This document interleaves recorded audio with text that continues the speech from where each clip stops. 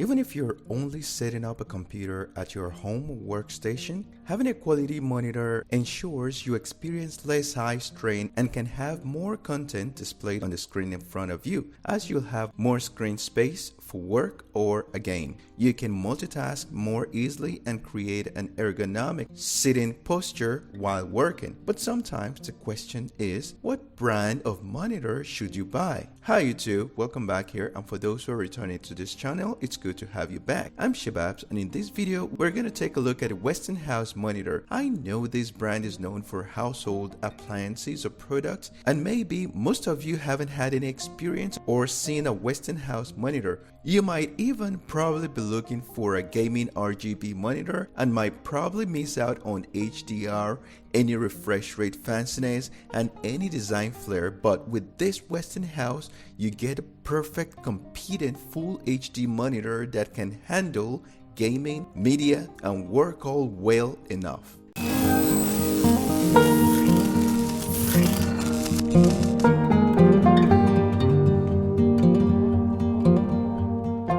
As per general specifications on the box, we see it's edgeless, has a thin design, it's full HD, full high definition with a 1080p resolution. It has a metal stand with a -5 to +15 degree tilt. It also comes with iris technology, which helps reduce fatigue from extended viewing periods with anti-glare, low blue light, flicker-free, warm or cool mode. And as per connectivity, we have HDMI and VGA inputs. In outputs, we have the headphone. So let's go ahead and kick things off with the unboxing.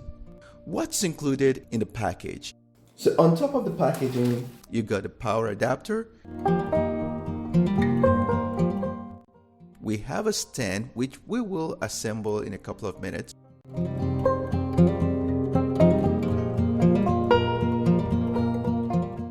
Have the included documentation, which is basically a quick start guide and manual, tech support, product registration, how to register your product online, comes in 3 languages, and the user's manual. You also get an included HDMI cable, which is great because it allows you to plug up your computer or desktop on the go. We've got the screws for the stand. We've got the VESA mount screws, the base of the stand. So that's real metal, which is great, kind of heavy also. The metal comes with this non-slip absorbers. So any vibration, your monitor is not going to slip. And finally, the monitor itself, very nicely protected.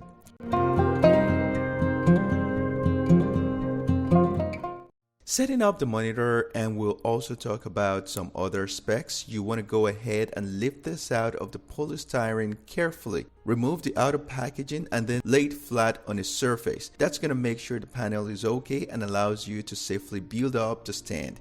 At the back, very interesting, is the VESA mounting option, which is a 75 by 75 millimeters. That is great if you want to keep the panel off a desk and on a wall. If not, just go ahead and attach your stand. There is a manual power button, an HDMI, a VGA, and an audio port. Beside, there is a power port to power on the monitor. So we're gonna build up our stand. The first thing I recommend you do is screw this first. This is so you can have a correct view of what you're going to screw.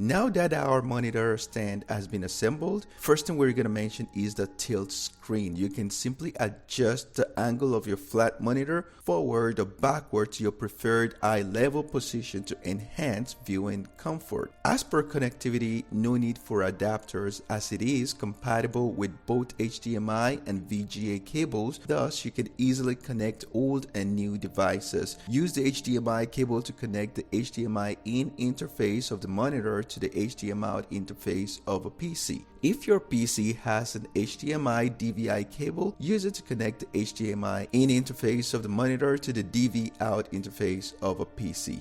In the event that you have an old PC with a VGA port, there is no need to worry. You can also connect your monitor to your PC without any problem. This monitor doesn't come with a speaker, but you can connect audio outputting devices such as earphones to the audio out interface. Lastly, connect the power adapter plug to the corresponding port of the monitor and connect the other end to a power outlet.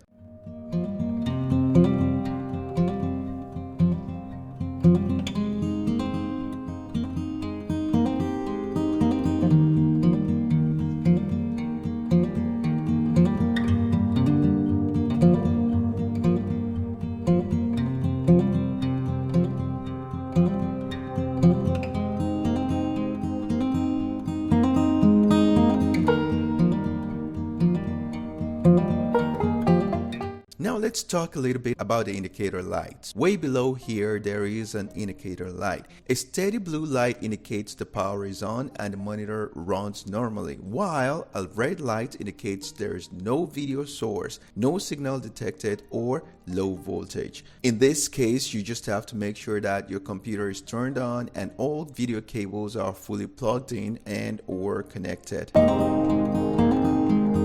So then the monitor has been set up and booted up, and now we will proceed to test out the panel, the coloring, production, the view, and the angles. We're going to start off with the design and general features of the monitor. This is more a home and office monitor rather than a gaming monitor. It looks like a modern gaming display, but of course it's free of RGB light. It has a frameless design with only a tiny bezel along the edges with a display ratio aspect of 16:9 for a wider viewing angle, giving you so much space for productivity. Basically, you can multitask easily, which is actually one of the biggest selling points of this monitor. As per the IPS screen, viewing is not too bad. Standing way over here, there's still a good view of the screen. We're now going to upload a video so we can access the colors, the definition, and the scale accuracy. The video on the screen is pretty sharp considering its 1080p resolution. Images look bright, vivid, and pretty good. Contrasts look pretty nice as well and accurate, especially considering its pricing. Way here below, there is also a built-in menu that gives you the basic functionality. You can change everything from the color, temperature to the input settings, or just get the monitor back to default. So first thing we're going to look at is the basics of the built-in menu. Right here at the back, you will find a built-in menu. That gives you the basic functionality. You can change everything from the color, temperature to the input settings, or just get the monitor back to default. If you press the rocker button, you can turn off the monitor. If you press it again, you turn on the monitor. Going left or right or up and down, you can easily change or control many things on your monitor. If you come to your left or your right and right again, you can see this, you have a house. That means that's your menu. You have your game, you have your echo. These two can be used to change your screen mode, and then this on your left, that's to exit. So if you come here to the back, come right, you press right again, come right again, you access your menu. To leave, go left. If you come down, you can see right here that you can change the mode of your screen. You can go to text, standard, movie, RTS, FPS. And if you come up, the same thing. You can also change the mode of your screen. Let's leave it in standard. The on-screen display menu can be used to adjust the settings of the monitor and is displayed on the screen after turning on the monitor and pressing the menu button. You can use it to confirm, to enter the main menu. You can change the scene mode here. It's also a power switch. You can change the game crosshair, and also exit the manual interface. Here's how. You just go to the back and press any one of the buttons to activate the navigation window. Come to menu, come here, press again, and then we have brightness. If you come down, you go down, we can change from brightness, we can go to image, control your image, control your color temperature. You have warm, control your OSD settings. You can reset the whole monitor to default, and then you have miscellaneous. Okay, so let's go back here, come here. Come right, you can change the brightness. To change the brightness, come right again, select, and then go up or down to change your brightness. Contrast, the same thing, come down, go down, come right again, choose it, up or down to increase or decrease the contrast. To choose, come to your right. Let's go to echo. Echo, you come down to your right to choose, up or down, and then you can choose what you want. Okay, to confirm, come left, confirmed. Let's go down. DCR is off in this case, and then let's go to the next one. That's as per brightness. Come down, let's see image. Go to your left, and then you can choose the aspect of your image. You come to your left again, and then you go up or down to choose whichever aspect you want. Wide, 4:3, auto, wide. It's got those three aspects: wide, 4:3, and auto. Let's leave it at wild.